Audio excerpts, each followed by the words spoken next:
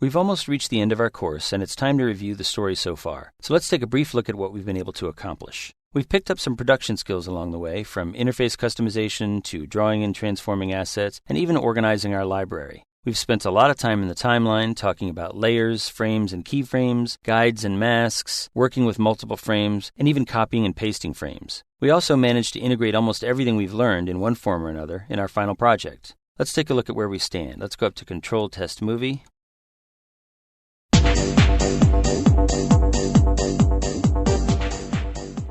Well, right away we notice we've worked with sound. We've been able to integrate sound into our main timeline as well as in buttons. We've worked with custom colors, including our animated gradients. We've worked with symbols, including buttons and movie clips. We've dealt with motion tweens, tweening attributes such as position, rotation, scale, and alpha. We've even copied and pasted motion from taking attributes from one tween and adding them to another. We've imported images, including JPEG and PNG and Illustrator files using the new Illustrator importer. We've dealt with filters, including adjust color, bevel, drop shadow. We've traced bitmaps. We've broken apart assets, including bitmaps for our bitmap fill. We've dealt with text, including dynamic text that we've made scrollable and animated text that we've accomplished through tweens. We've used frame scripts to initialize our functions and event listeners for our buttons, and we've used basic navigation to tell our main timeline as well as movie clips to go to specific frames. Other screens will also reveal some of the things we've learned as we go over to Products.